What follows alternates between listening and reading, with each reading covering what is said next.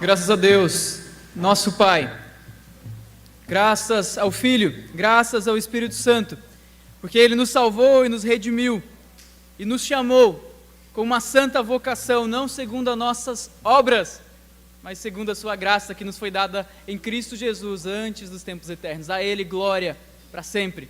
Amém.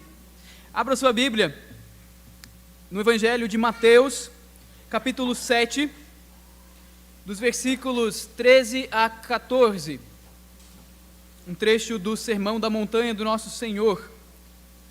Mateus 7, 13 a 14.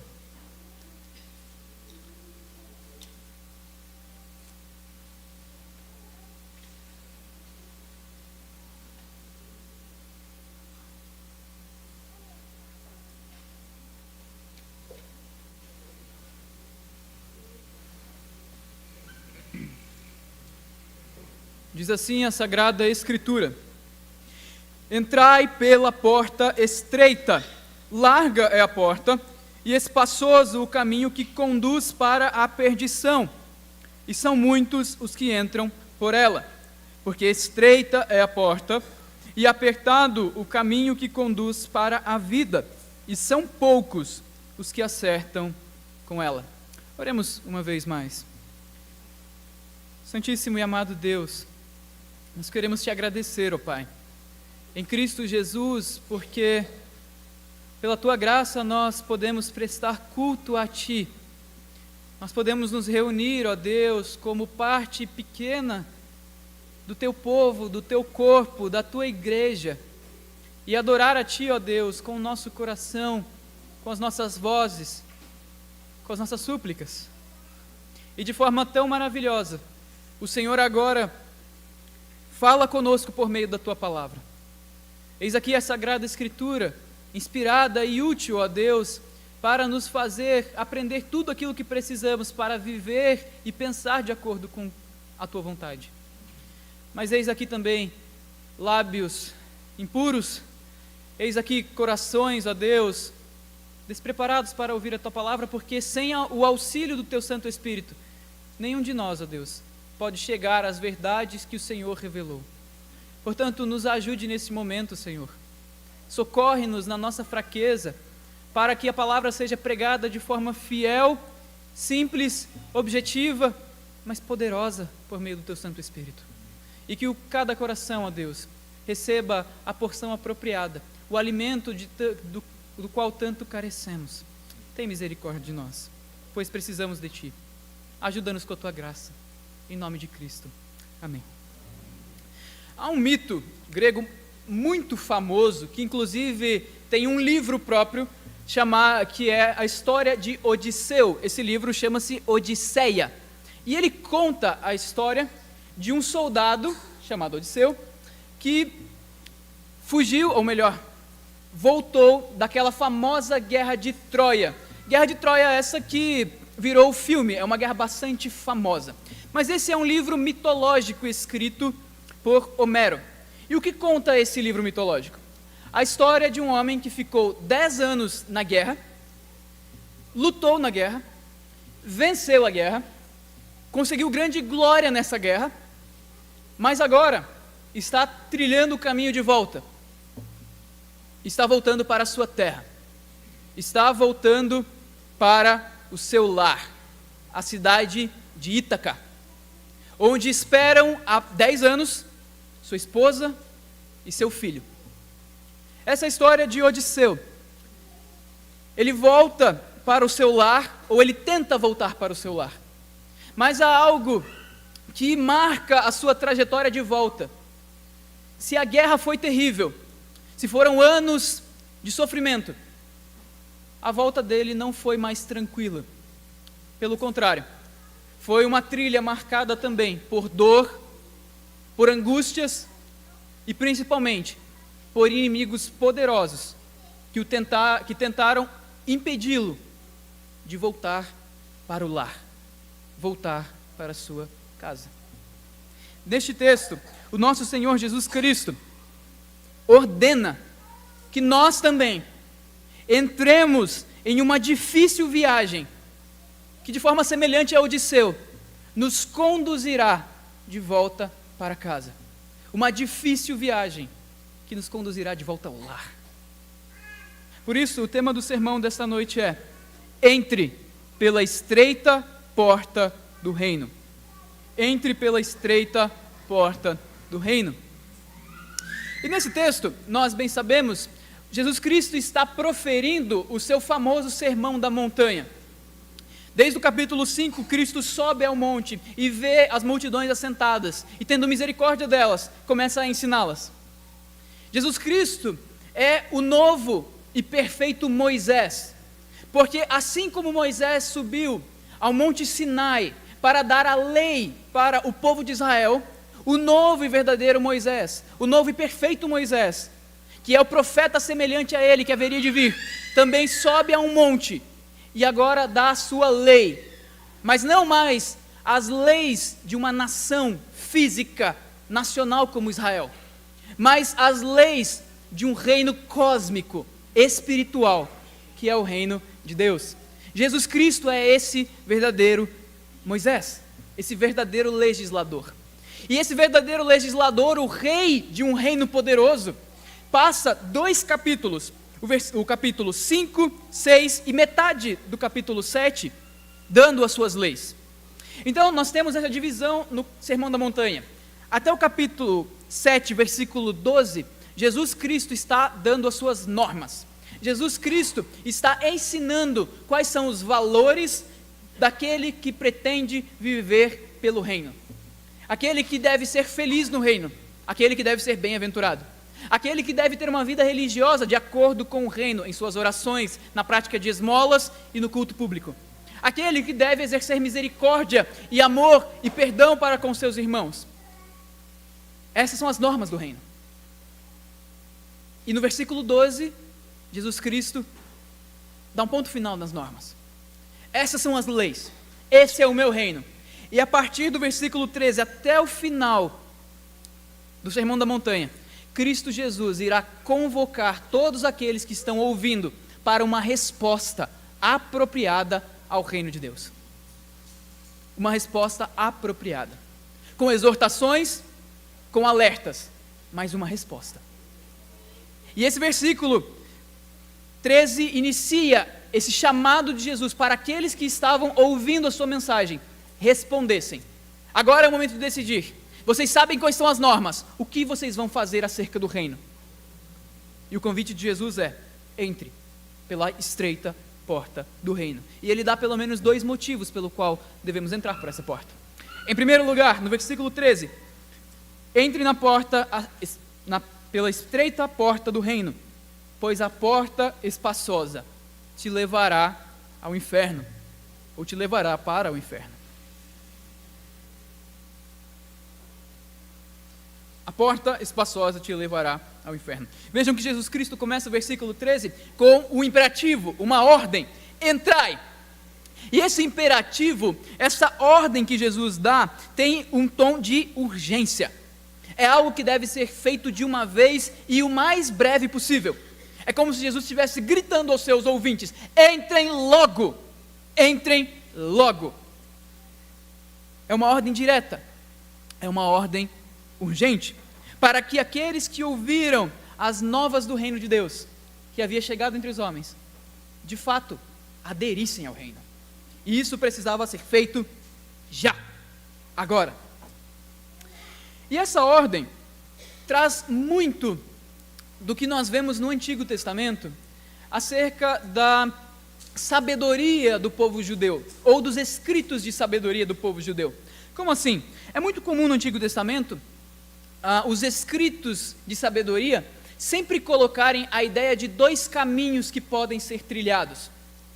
O livro de Provérbios é o maior exemplo disso, onde nós temos ali o caminho do tolo, descrito de diversas formas e em diversas áreas, e o caminho do sábio, também descrito de diversas formas e diversas áreas. 2 textos que são bastante exemplares nessa categoria de sabedoria, onde há 2 caminhos, são, por exemplo, Deuteronômio 30:19, onde Moisés termina de dar a lei para o povo de Israel, e o que ele diz? Bom, eis que eu proponho a vida a vocês. Aqui está a vida e a morte, a bênção e a maldição. Escolhei, pois, a vida para que vivais. Vejam que há dois caminhos, e é tolice escolher o segundo, e é sabedoria escolher o primeiro. O Salmo 1 também é um outro grande exemplo, pois ali nós temos descritas as alegrias daquele que obedece ao Senhor, aquele que não anda no conselho do ímpio, não se detém no caminho dos pecadores e nem se assenta na roda dos escarnecedores. E o Salmo vai descrever, ele é abençoado, ele é como uma árvore frutífera, etc. Aí no meio do Salmo o que ele faz? Os ímpios, porém, não são assim, ou seja, eles seguem outro caminho. Jesus Cristo está usando o mesmo tipo de estrutura aqui. Ele está colocando dois caminhos diante daqueles que estão ouvindo a sua mensagem: o caminho da sabedoria e o caminho da tolice. E vejam que, de fato, há somente duas opções. Não existe terceira via. Não existe centro. Ou é um, ou é outro. Com isso, o nosso Senhor Jesus Cristo está nos dizendo que no reino de Deus não existe neutralidade. Jesus Cristo está olhando para aqueles que estão ouvindo, está como que dizendo para eles: ou vocês obedecem o reino, a ordem que eu estou te dando para entrar pela porta do reino, ou você desobedece. E ele mesmo vai reiterar isso diversas vezes no seu ministério, por exemplo, com falas como: quem não é por mim, é contra mim. Veja que não há zona cinza. Quem comigo não ajunta, espalha. Aqui Jesus está fazendo a mesma coisa. Ou você entra pela porta da sabedoria, ou pela porta do tolo. Isso, meus irmãos, nos diz que nós não podemos, é impossível de fato ter vida dupla no reino. É impossível nós termos meia vida dada a Cristo. Se nós queremos seguir a Jesus Cristo, se nós queremos ser cidadãos do reino de Deus, ou nós entregamos toda a nossa vida a Jesus, em todas as suas áreas, ou nós não entregamos nada. Não há como manter uma religião de final de semana. Não há como manter-se firmemente com o Senhor e ao mesmo tempo negociar no meio da semana. É impossível. E se nós estamos fazendo isso, nós estamos longe do reino. É sinal de que nós nunca entramos pela porta do reino. Porque só há dois caminhos. Não há meio crente. Não há meio salvo. Não há pessoas que estão pertinho do reino ou com um pé no reino. Ou você está dentro, ou está completamente longe e é inimigo do rei do reino. Não há neutralidade. Não há neutralidade. A primeira coisa que Jesus nos mostra, nesse versículo 13, acerca dessa dualidade em certo sentido, ou você está em um ou está em outro, é o caminho do ímpio. Daqueles que iriam ouvir o seu sermão, iriam dizer: olha, eu até gostei do que você disse, sabe, mestre? Eu até achei interessante, eu até acho bom esse negócio de perdoar os outros, sabe? Mas veja, não vamos seguir isso a ferro e fogo, né? Não vamos ser fundamentalista demais, bitolado demais. Poxa, eu também tenho a minha vida para viver. Sobre esse caminho, Jesus diz: larga é a porta e espaçoso o caminho que conduz à perdição. Então, qual é a primeira característica desse primeiro caminho que Jesus nos dá? É que ele é um caminho largo, é um caminho cômodo, convidativo e extremamente popular. Ele não exige muitas coisas, ele é atraente aos olhos e você vai ter muita companhia dentro dele. Ele é tão largo e tão espaçoso e tão tranquilo de trilhar, que a pessoa que por ele anda é perfeitamente acomodada, tanto ela quanto a sua bagagem ou as suas bagagens de pecado. A pessoa que anda pelo caminho largo não precisa abdicar de nada. Não precisa deixar as suas bagagens, a sua vida pecaminosa e os seus valores contrários ao reino. O caminho largo comporta tudo isso. O caminho largo comporta todos os nossos pensamentos, comporta todos os nossos modos de pensar, comporta toda a nossa vida carnal, comporta todos os nossos pecados, comporta toda a nossa imoralidade, comporta toda a nossa violência. Comporta, eu não preciso abrir mão de nada disso para ir para o caminho largo. Ele é confortável, ele tem espaço, e eu posso trazer minha bagagem junto comigo. Esse é o caminho perfeito para aqueles que medem o sucesso da vida apenas pelas coisas deste mundo. É o verdadeiro caminho de sucesso, se você almeja apenas este mundo.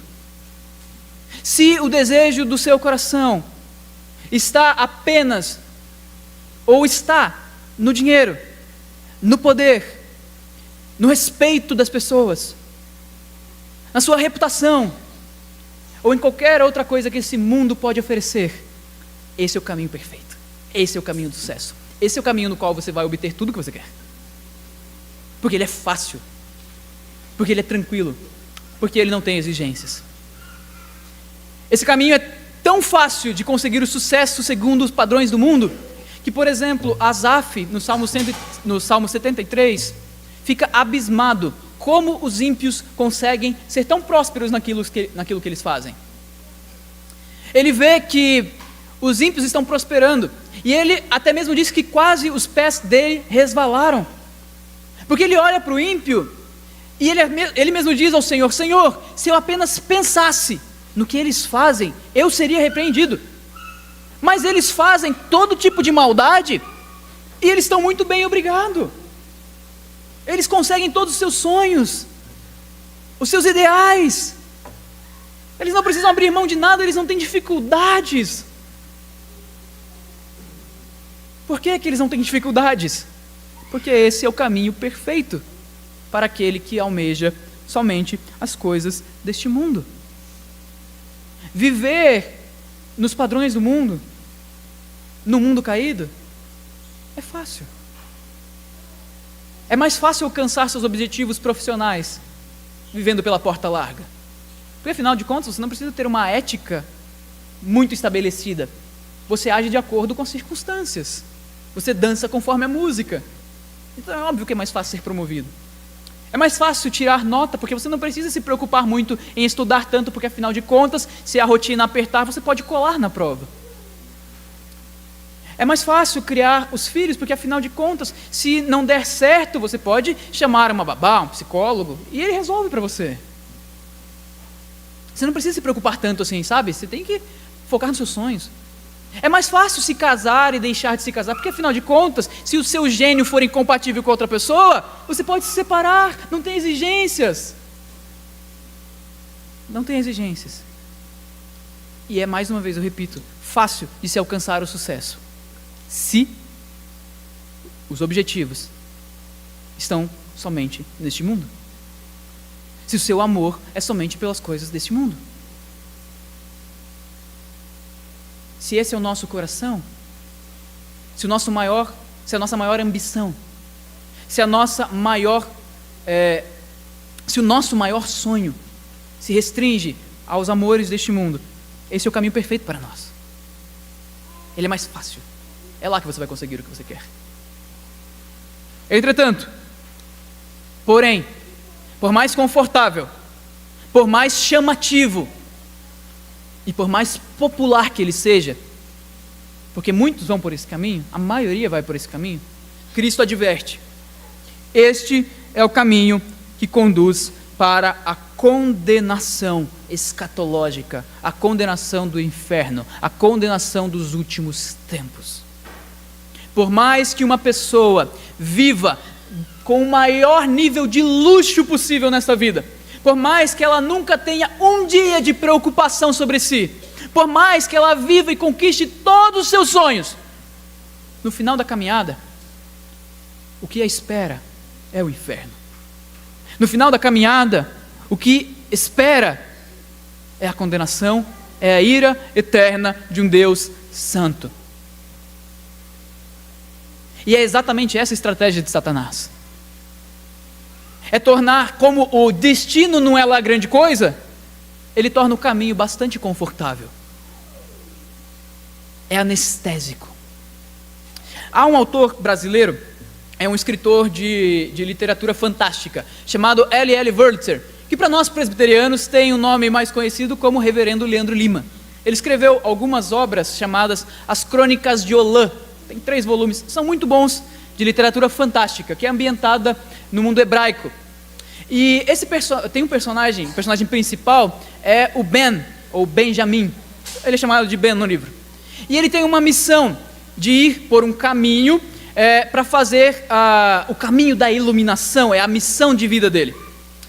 E lá pelas tantas, ele está cercado por inimigos, passando por dificuldades enormes, sofrendo, cansado, com dor, e ele acaba encurralado em uma floresta.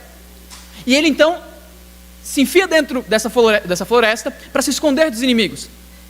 E aí, no desespero de conseguir escapar e sobreviver, ele se joga dentro de um arbusto, como se fosse uma grande parede de folhas, e ele fica escondido ali dentro, até os seus inimigos passarem. Mas de repente, dentro desse arbusto, ele começa a sentir que aquele cansaço tão grande que ele estava sentindo diminui. O seu corpo estava todo dolorido, mas de repente o corpo não dói mais. Parece que ele está sendo curado. A sensação que ele tem é que as suas forças estão sendo renovadas. E ele começa a sentir muito prazer, muita alegria. Ele se sente em paz. Parece que toda aquela confusão, todo aquele cansaço, toda aquela oposição simplesmente não importam mais. Ele está muito bem. De repente, uma mão entra naquele arbusto, agarra Ben de lá de dentro e arranca ele de lá. E ele estava muito confortável lá dentro e ele sai praguejando, porque ele fala: mas estava muito bom lá dentro, por que você me tirou? Era o único momento de descanso que eu tinha de toda essa viagem. E aí o personagem que tira, ele explica: esse é um arbusto que nós chamamos aqui de doce morte. Por que doce morte? Porque quando você entra nele, ele começa a liberar algumas toxinas que te dão prazer e alívio. Só que enquanto ele faz isso, ele suga a sua vida. E aí então você começa a sentir mais e mais prazer. E a sua vida vai esvaindo. E quando chega no final do processo, você nem percebe, mas você morre. Da mesma forma, o caminho largo pode parecer muito atrativo. Pode parecer muito melhor viver em prol do dinheiro. Pode parecer muito melhor viver em prol do status social. Pode parecer muito melhor viver em prol de ser respeitado pelas pessoas, de ter uma reputação. Pode ser muito mais atrativo viver para as coisas deste mundo, para as imoralidades e prazeres desse mundo. Mas isso é doce morte. Isso é caminhar tendo suas forças cada dia mais subtraídas. Isso só tem um destino: morte certa e fatal. Não ceda. Não se deixe seduzir pela doce morte. Não se deixe seduzir, amado irmão, pelo caminho largo. Todas as vezes que o Senhor nos chama a pensar sobre as facilidades desse mundo, Ele está nos chamando para reavaliar o nosso coração. Onde estão os nossos olhos?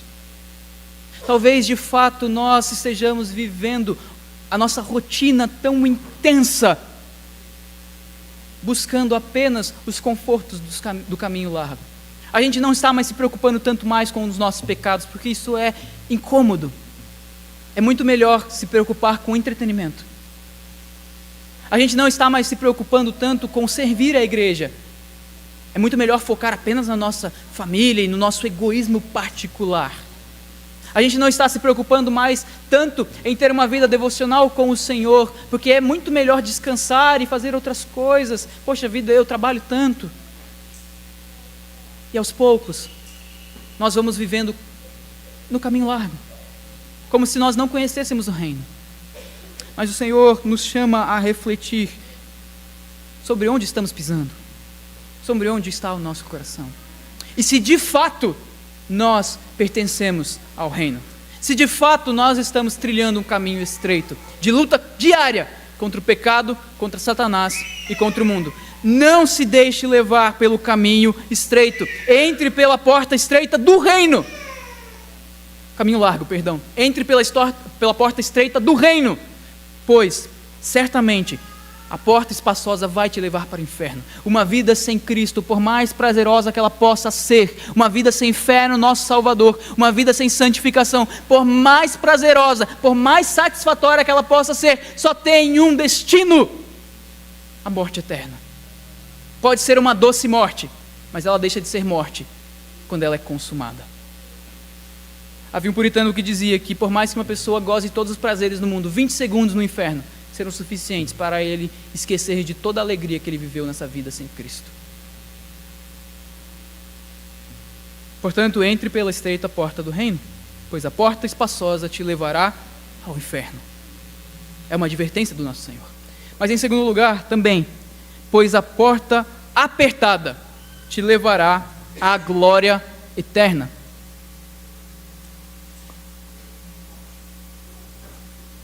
A porta apertada te levará à glória eterna.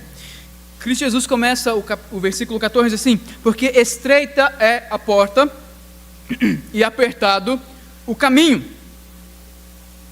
Vejam que Jesus Cristo dá duas características que podem ser descritas basicamente com a mesma coisa. Na verdade, porta e caminho aqui não tem nenhuma diferença real, são sinônimos. Jesus Cristo está falando de dois estilos de vida completamente diferentes, de duas trajetórias diferentes. Porta, caminho, ele está querendo dizer duas vias diferentes. E o caminho do reino é o exato oposto do caminho para a perdição. O exato oposto. Porque se o caminho largo é cômodo, muito confortável, convidativo, popular, e permite que você leve seu estilo de vida pecaminoso com você para onde você quiser, o caminho do reino já é exatamente o contrário. Ele não permite levar bagagens do pecado. Ele é doloroso. E convenhamos, ele não é lá grande coisa em termos de popularidade. Mas essa é a primeira característica. O caminho, aliás, a porta de fato é estreita. Jesus Cristo está dizendo aqui que aquele que quer servir o reino precisa romper com o estilo de vida pecaminoso. Porque uma porta estreita não permite passar com grande bagagem. No meio evangélico dos nossos dias, muitas mensagens têm sido pregadas, muitas músicas têm sido compostas, muitos vídeos têm sido postados na internet diariamente. Mas a palavra pecado sumiu. A palavra pregação sumiu. Até a palavra igreja está desaparecendo. E o caminho, a porta, já tem deixado de ser tão estreita assim. Santidade não é um assunto muito popular, ele não enche conferências. Então vamos pregar outra coisa. Que tal nós falarmos de prosperidade? Que tal nós falarmos sobre vida emocional saudável? Uma série de palestras, não é pregação mais, palestras de como você pode manter a sua vida emocional saudável. Olha que coisa atrativa. Nada de pecado, nada de confrontar o coração, nada de falar que você precisa se arrepender no pó e na cinza. Não, isso espanta as pessoas. Isso não enche igreja. Isso não é uma boa estratégia de marketing. Vamos ser mais acolhedores. É o que a gente escuta.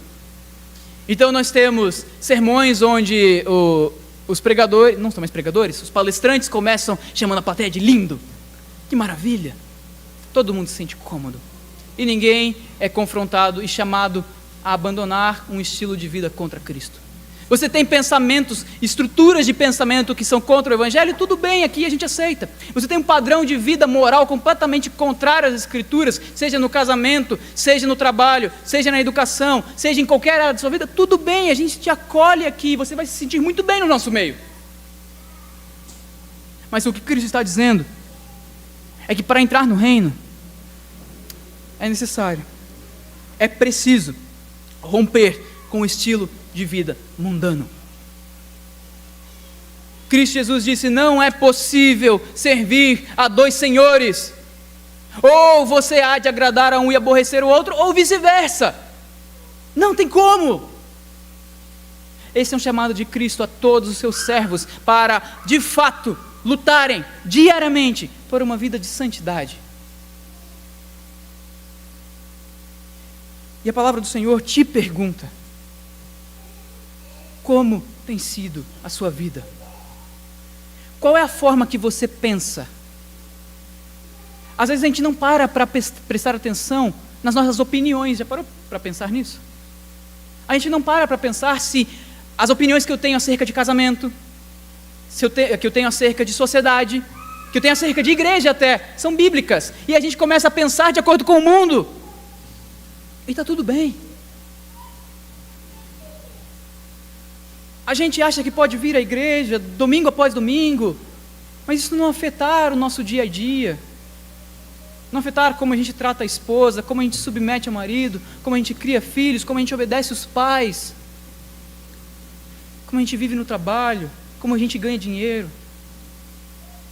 Então nós dividimos as duas coisas e nós nos esquecemos que a porta continua estreita. E por se esquecer que a porta continua estreita, o que nós chamamos de igreja brasileira hoje, de fato é uma igreja apóstata, que não quer mais pregar contra o pecado, que não quer mais disciplinar os membros da igreja, porque disciplina não é popular, que não quer mais chamar ao arrependimento, que não quer mais viver santidade. Mas a porta continua estreita. Quais são as nossas bagagens que nós ainda carregamos da nossa vida mundana? Será que aquelas coisas que nós gostamos de assistir, as mesmas coisas que o mundo gosta de assistir? Como é que está o nosso histórico na Netflix? Como é que está o nosso círculo de amizades? Quais são as coisas que nos causam alegria? Quais são os livros que nós gostamos de ler? Quais são os tipos de música que nós gostamos de ouvir? Quanta bagagem nós ainda trazemos? A porta é estreita, não há espaço para bagagem. Além da porta ser estreita, há um outro detalhe sobre esse caminho dos justos, esse caminho dos sábios, o caminho daquele que crê em Cristo e entra pela porta do reino. Esse caminho é apertado. A porta é estreita, não permite bagagem, e o caminho é apertado. Essa ideia de apertado nos informa que o caminho do reino de Deus tem como uma característica implícita, ou seja, necessariamente é assim. Qual é essa característica implícita do caminho do reino de Deus? Qual é esse atributo da vida com Deus? Ele é repleto de perseguição e forte oposição. Se por um lado ele não permite bagagens, por outro ele ainda tem uma série de inimigos esperando a cada esquina para nos tragar. A ideia de apertado aqui não é apenas um lugar estreito, mas é algo que está sendo apertado e pressionado por forças externas ao caminho. Que forças são essas? Satanás, o mundo e a nossa própria carne. A vida do cristão é uma vida de luta ininterrupta. Então aquele lema que a gente escuta, tem igrejas que têm esse slogan: pare de sofrer, venha para Cristo. Não é bem assim. Na verdade, Cristo Jesus está mostrando que é exatamente o oposto. Venha para Cristo para sofrer, para enfrentar mais inimigos do que você nunca imaginou que poderia enfrentar, para ser zombado, para ser insultado, para ser excluído, para ser demitido, para ser tirado do ciclo familiar. Venha para Cristo para morrer. Porque o caminho é apertado. Porque o caminho é extremamente difícil. Ele é repleto de inimigos.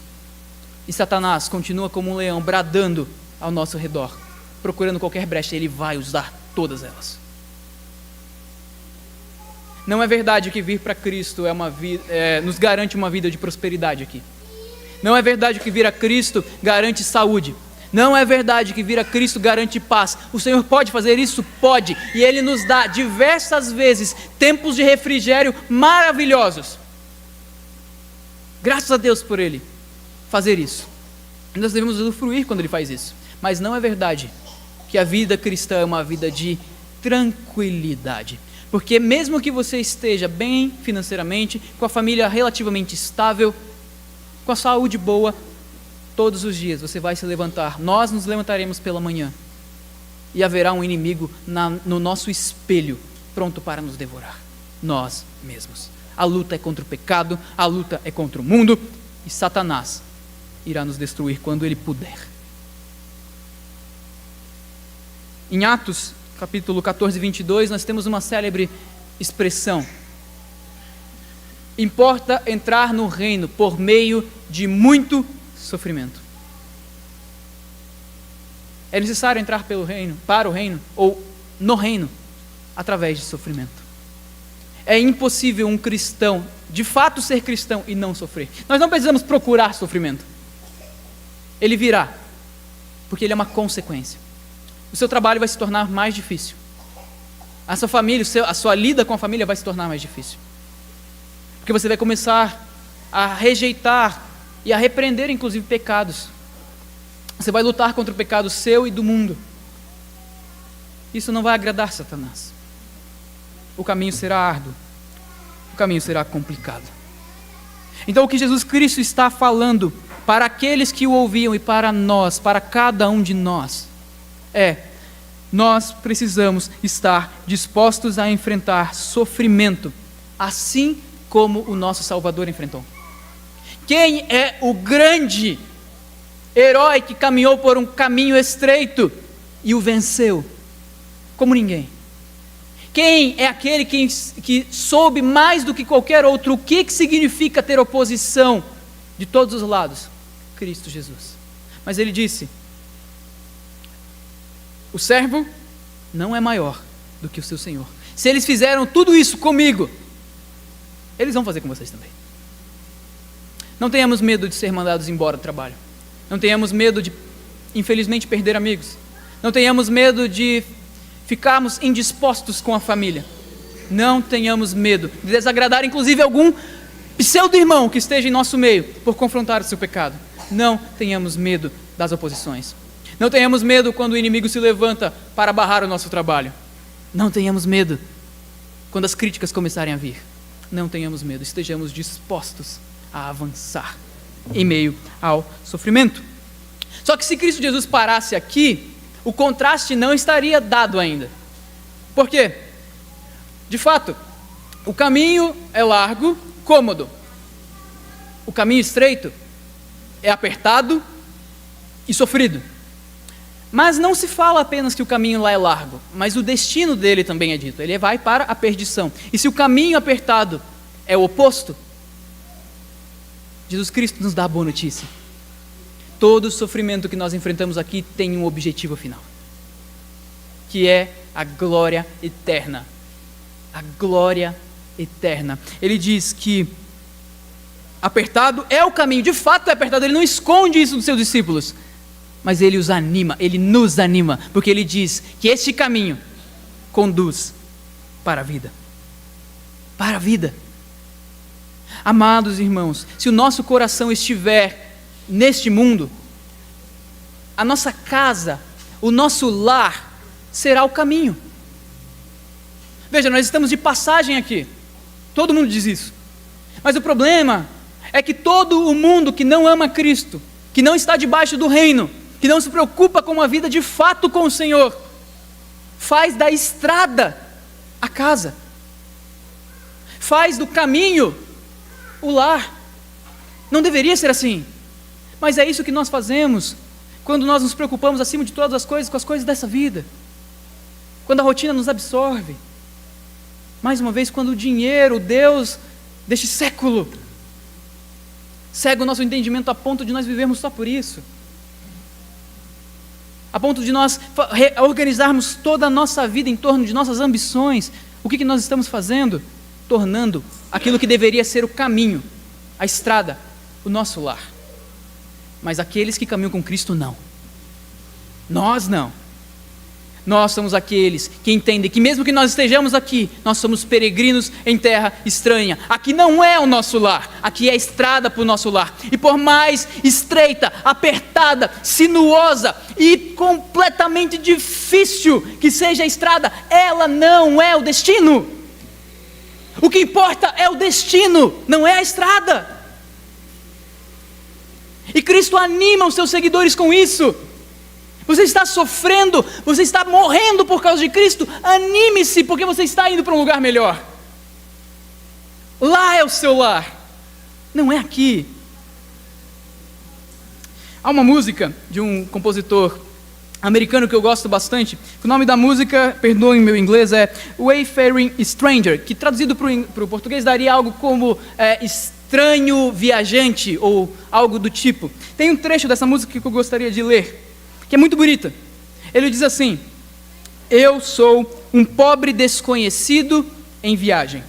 Enquanto sigo viajando por este mundo, não há doença, fadiga ou perigo nessa terra brilhante para a qual eu vou. Eu sei que nuvens negras irão se acumular ao meu redor, caminho apertado. Eu sei que meu caminho é árduo e íngreme, mas belos campos surgem diante de mim, onde os redimidos de Deus não mais chorarão. Estou apenas indo para além do Jordão. Estou apenas indo para casa. Belos campos, amados irmãos, estão à nossa frente. A cidade celestial, a glória que ninguém viu e coração nenhum consegue perscrutar como será. É isso que está à sua frente, cristão. Não desanime quando Satanás te atacar. Não desanime quando as noites duras, que só você conhece do seu coração, vierem. O caminho de fato é apertado. Mas lembre-se, a estrada não é o nosso lar. Nós estamos voltando para casa. Nós estamos indo para além do Jordão. E de fato são poucos que entram para essa estrada, justamente por causa da sua dificuldade. E a pergunta que eu quero te fazer é: você já encontrou essa porta? Você de fato crê em Cristo? Você de fato vive para Ele? Você de fato já deu a Ele seu coração? A graça já transformou o seu ser, o Espírito Santo habita dentro de você? E você é cristão, tem andado de fato como um estrangeiro e peregrino nessa terra? Anime-se, anime-se. São poucos, mas a recompensa vale a pena. A recompensa está em Cristo. A recompensa está no reino consumado que Ele há de dar a todo aquele que até lá chegar. E pela graça do Senhor, nós lá estaremos. Eu quero concluir falando novamente como acabou a história de Odisseu, que eu falei no começo. Odisseu levou 10 anos para ir para a guerra e lutar lá. A guerra durou bastante tempo. E ele leva mais 10 anos para conseguir voltar para casa. Só para voltar. O que nos mostra que a trajetória do personagem para voltar para casa foi pior do que a própria guerra. O que deveria ser mais fácil. Odisseu passa por naufrágios, ele passa por prisões, ele perde muitos amigos na caminhada.